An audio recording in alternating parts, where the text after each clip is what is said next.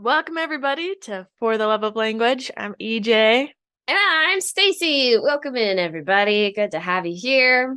and today we're here to talk about wugs.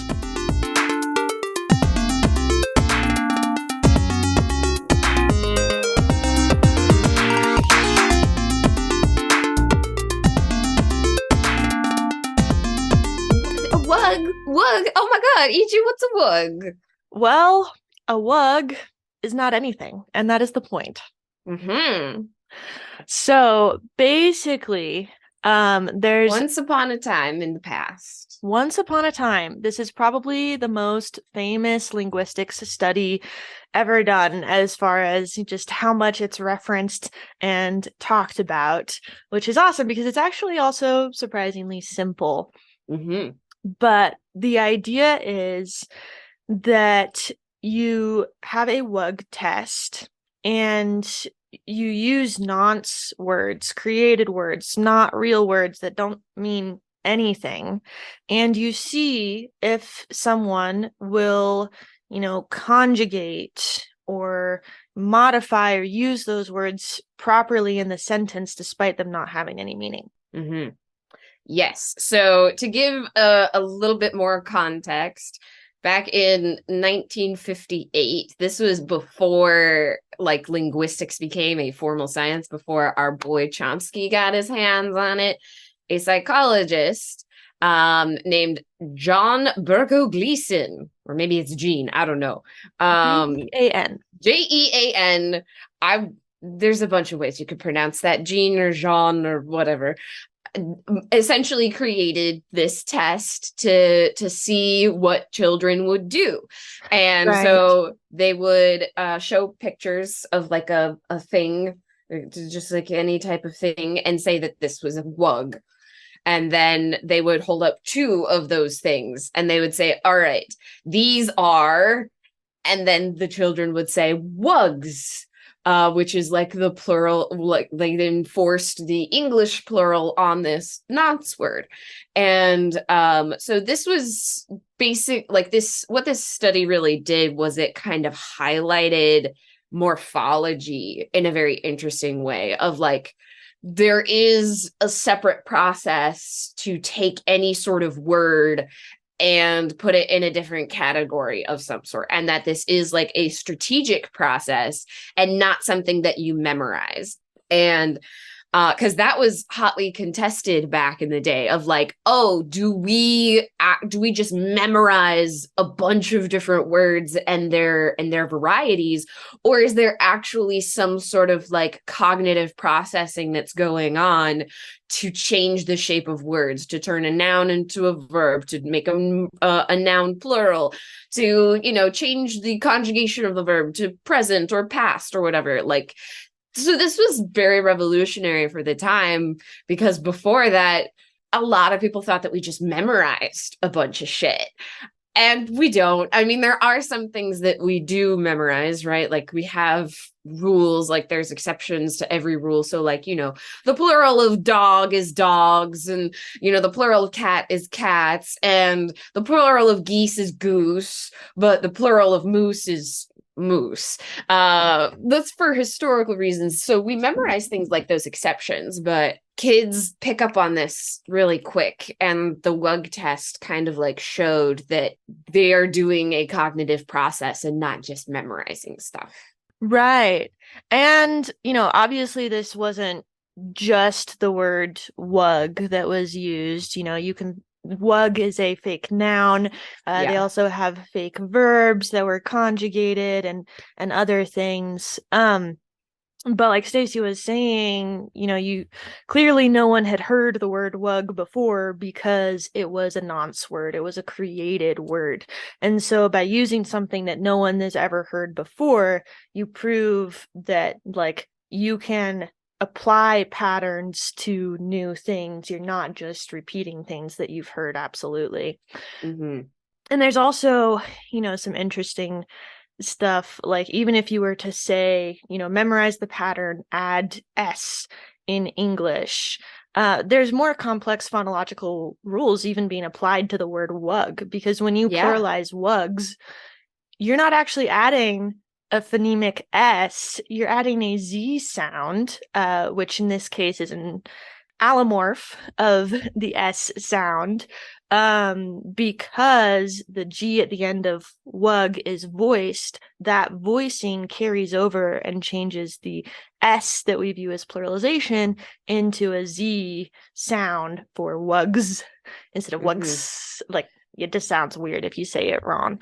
Yeah. But there's like all of these complex processes that we don't even realize we're doing when we're speaking and that we're applying to words. And so it's not even that it's being learned in like a rational way. This is very subconscious. We're Yeah. just applying these things as we go. Yeah.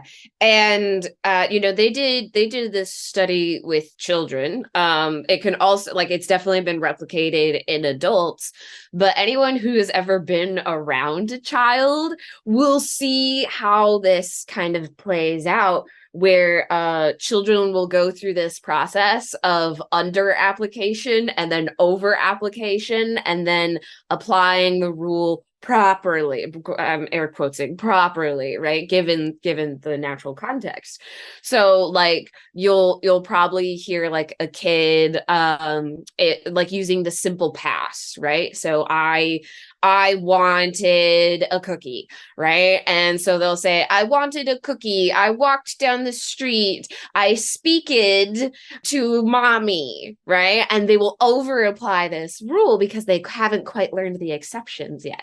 So that's like another way that we can kind of see this play out, is through that over application and then under application and then them applying it in the right context. So it's a really cool study that really kind of highlighted the process that we go through, the very subconscious process that we go through. And what's amazing about it is we still use this. We still use these concepts in linguistic studies to this day. And in fact, within the linguistics community, if we want to do any sort of study with nonce words, that's what these fake words are called, we'll say, oh, just wug it. So like if we're talking about like potential methodologies of how to test a something, oh, you can just wug that.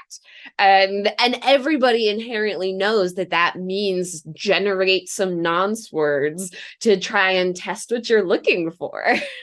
Yeah, I actually also saw, this is like a little bit tangential, Of but course, let's go. I love our tangents. there is an image that, well, there's several images that Gleason used as part of her original study.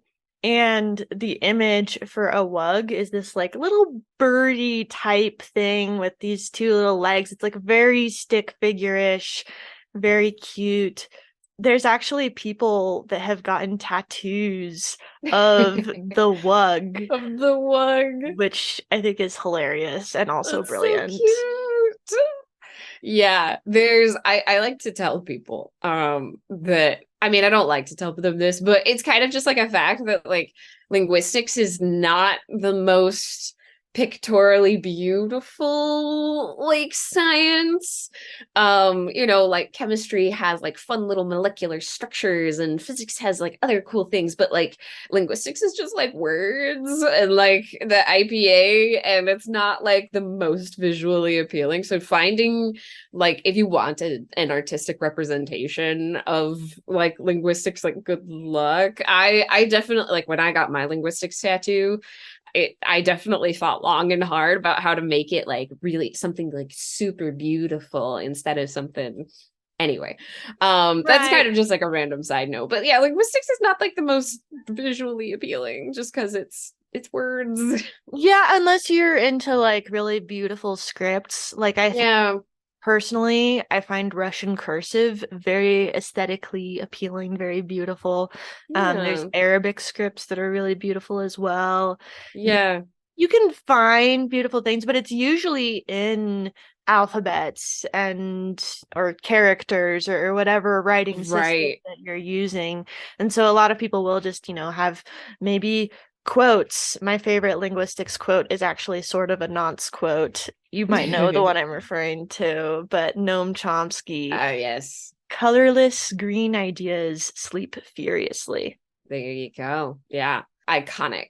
It is iconic. And the idea behind that sentence is that if you think about the meaning of the sentence, and this is actually somewhat related to the Wug test, like Mm-hmm. you think about the meaning of the sentence and it makes literally no sense. Like colorless green ideas. How can something be both colorless and green? How can ideas have color? And then you have sleep furiously. It's just like really beautiful and poetic, but like what does that even mean? So Mm-hmm. it's a beautiful linguistic sentence and probably my favorite linguistic quote. Yeah. And to just kind of like circle back to that real quick, I don't know if we've talked about that sentence before, but if we haven't, the reason that that sentence was generated was like when Noam Chomsky was discussing like syntax, he was saying something can be well formed without making any sort of sense. Because structurally speaking, colorless green ideas sleep furiously is well formed, right? You have your adjectives in the right spot, you've got your verb in the right spot. Everything is structurally perfect, but you have chosen like semantically and morphologically, you've chosen things that don't really add up to any sort of coherent idea. And so that was his like proof of sorts, an iconic proof within linguistics that syntax is a thing of like something can be structured well but make no sense. And that's kind of where we see structure. So it is related to the Wug test in that it's another way that we've seen structures play out, and it's one of those like ways that we know that certain areas of linguistics exist, like syntax or morphology, and that these processes aren't something that we're necessarily coherent and like aware of all the time. These are processes that work covertly and sort of like under our awareness. Right? It's amazing. It's so beautiful. That's a one just quick side tangent. That's a beautiful thing about language is that it becomes so natural. We don't even think about it. And like our job as linguists is to think about the unthinkable things. Think about what people aren't considering as we're using this beautiful, dynamic, ever-changing, fluidic system Mm-hmm. to build cities and skyscrapers and such. Right. You're trying to actually describe these subconscious processes that most people use without even recognizing that they're using. Like a lot of Yeah. the time, if you're speaking with a native speaker who's fantastic at using their language like almost perfectly, because everybody makes mistakes all the time, so I'm just going to throw an almost in there. Uh-huh, uh-huh. But even that person who speaks their language perfectly, you could have a child ask questions about the language, and the person will respond, I don't know. Yeah. Right? Like, I have no idea why I speak the way that I speak. And even as linguists, when we're taking these complex structures, we have so many ways of describing the syntax, the morphology, everything about it. There's levels and levels of complexity that we're just naturally doing. Yeah. And so a lot of the time as a native speaker, you're doing things that you haven't even thought about or considered. And that's how you end up with a lot of weird, like prescriptive rules that are just Mm-hmm. absolutes that don't make sense because people try to apply something simple, try to make it work, but then that doesn't work. So you have like I before E, except after C, except for, I Mm-hmm. don't know, you have words like weird, or you Yeah. have, don't end a sentence with a preposition. And that's a totally different one that we have dived into in the past. But you end up with all of these rules and things that don't actually reflect the subconscious processes that are happening. Yeah. Yeah, and it's absolutely fascinating. And to kind of take what you said on a slightly tangential note, I'm going to relate it back to the Wug test Please because do. as as linguists, if we ever do want to like test some of these things, or we want to create a Wug test or a non or use nonce words, there's a lot that you have to consider when you're building anything that has nonce words. And so even within these tests themselves, linguists have to think of the unthinkable, because it's very easy to generate a nonce word that is similar to a real word in certain ways, or is structured similarly to like a noun or a verb or something like that, or it might like lend itself to certain like symbolic, like the sound symbolism of it might lead to certain things. Or you also you have to consider what language you're testing, because your first language might affect how you're structuring a nonce word, because we have like phonology baked in of like, okay, we have access to this phonetic inventory, but maybe you're like designing something for Dutch or French or something like that, and you have to think, oh, okay, my inventory doesn't work for this, I have to do something else. So even in creating these nonce words, you have to be very careful and very strategic about what exactly, like how you're generating and using these nonce words, because it's so easy for us humans to come up with like fake words or do crazy things. Like if you think about Dr. Seuss, like he came up with a bunch of nonce words that have like incorporated themselves into like our everyday lives. But if you're doing it scientifically, you have to control for everything. And because there's so much we do generating nonce words unconsciously, like as a scientist, you have to really dig into that and be like, okay, what exactly are we doing here, and how can we control this to the best of our abilities? And that's where like the real science of linguistics comes out, is like, even if we're making fake stuff, we gotta control it. But it's so hard because language is just so natural. Definitely. Yeah, there's so much work and planning that needs to go into designing these actual studies and making them reproducible and Mm-hmm. making sure that you're not, tainting the data by, maybe having something that's really similar to a loan word, or using a Yeah. morpheme that sounds really related to something else that someone might attach meaning to. There's so many things that you do have to take into consideration. So, the Wug test is a fantastic, fantastic study. Like I said, probably the most famous study in all of linguistics. Yeah, definitely, definitely. And like I said, we still use it too. Now, granted, there's like a bunch of, you have to do a lot of controlling as well. But there are, I wanted to just kind of go into some of the like shortcomings of this as well, because we've just talked about like how wonderful it is and how cool it is and how much we've been able to learn from this study. But like just like any scientific methodology, it has its shortcomings. And one of those shortcomings is when you're doing studies involving nonce words, you have this problem of memorization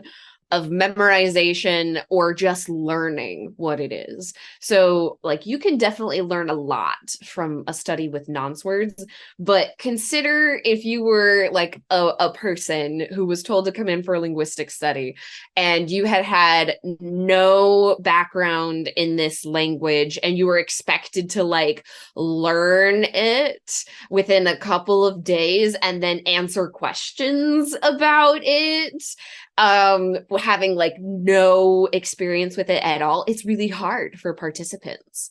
And you do often have to have like training sessions where if you are using nonce words, you have to show these people what these nonce words are and get them to like learn it and learn how to like use it if you're doing like, depending on exactly what you're testing. So it takes a lot of effort on the part of the participant to utilize these nonce words depending on the context of the study. In like the case of the original Wug test, it was very simple, right? Like, this is Mm-hmm. a Wug. What happens when there's two of them? But when we discovered the beauty behind nonce words and we started applying it different places, we were like, oh, it really is as if you are teaching someone a new language. You have to give them that time. And you also run the risk of being like, okay, well, are they doing a cognitive process or are they just memorizing? Because when you're just like, when you're first like coming into contact with a new word or a new language of any sort, anyone who's ever tried to learn a language will tell you that you start out by just memorizing it, and it's not until later that you actually start kind of subconsciously going through the linguistic processes of that new language. Right, because well, if you tried to just start creating something before you knew anything in the language, you would end up just speaking gibberish. So you need to have some Right. kind of foundational vocabulary and foundational understanding before you can start just, speaking. Yeah, exactly.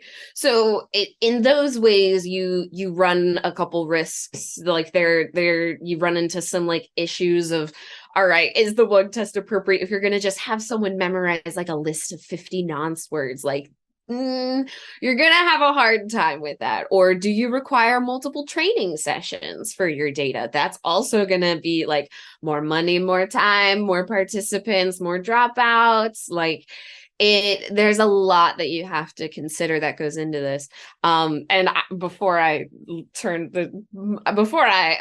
get off my little soapbox, I will also say something that EJ mentioned, and something that we've also kind of danced around is the Wug test and nonce words function differently for adults than they do for children, right?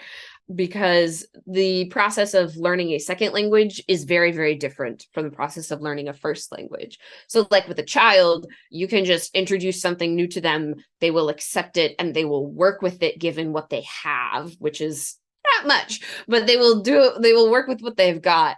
But and they will do more of a cognitive process rather than rote memorization. Whereas adults, because of the way that our like adult brains work, when we're learning a new language, we usually start with the memorization process and then and then we work into a cognitive process.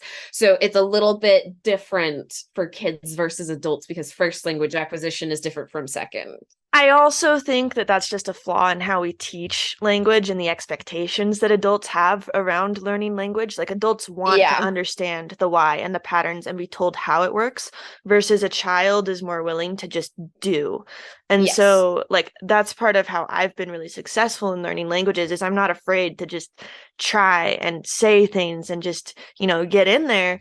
But I think it's not as simple as just children learn this way and adults learn this way. There's also, we are Yeah. actively teaching adults differently than we are teaching children, and there's so many things that go into that I actually have a lot of really strong opinions about, so we probably shouldn't dive too deep into it right now. We won't dive too deep into it. We can maybe have a whole other episode about second language learning and different pedagogical methods, which you and I have both been on the receiving and giving end of. We both have experience learning and teaching languages, so we can definitely dive into stuff like that. But yeah, like more broadly speaking, of course I am applying modern pedagogy to this. Anyone who's done any sort of just like immersion, or like you've gone to a country knowing absolutely nothing and then you've learned a language, that is definitely more similar to a first language acquisition process than it is the like traditional sit you down in school, give you a textbook type of process. And once you know a first language, it is also faster to learn another because you do already have, reference words and, an understanding of the world as an adult that's much broader Yeah. than what a child does. Yeah, you're not building from the ground up trying to figure out all of these different stuff. Right. Like my son, actually, we just had Thanksgiving and my son was calling the cranberries apples and he was calling cranberry sauce applesauce because he Applesauce. hasn't had cranberries before, but he Yeah. knows what applesauce is. And so it's like the same, basically. Yeah, that wonderful overgeneralization that kids do. It's beautiful. It's beautiful. Mm-hmm. I got a chance to meet with the lovely child before we started recording the episode, and he tried to say my name, and he's not quite to complex consonant clusters yet, and it's very adorable. So Oh, I but get it was so close. so close. It was So clearly an cute. effort. He was Oh yeah, clearly trying to which say like A+ at his age, working on complex consonant clusters. Let's go. But yeah, in case y'all didn't really understand that, Stacy, the ST is a complex consonant cluster that's really hard to acquire initially. And even for those who are not English speakers, it's kind of hard. I get a lot of Stacy's. well, that's also a different phonological thing coming It from is. It Latin is. based Yeah. languages. But yeah. Uh-huh. But it's a good time. It's very cute. I was like, oh, it makes my little heart happy to see him working on his consonant clusters. Jane. Well, is there anything else that we should dive into with the Wug test? I think we covered a good chunk of it, so much so that we started diving into other aspects of it. Um, but yeah, I like it's a very influential study. If you take any sort of like basic linguistics or psychology class, you'll probably hear about this because it was so revolutionary for the time, and the results of it have percolated through other psychology and linguistics studies. And so it's really great. And nonce words are fun but complex. And I think it's fun to dive into some of these methodologies from time to time so people can kind of see behind the scenes what linguists and psychologists have to think about and consider when we're making new discoveries. Definitely. Awesome. Well, let's call it there then. Thanks so much for listening. Follow us on Instagram at For the Love of Language, and we hope you'll come back for more. Thanks for being here.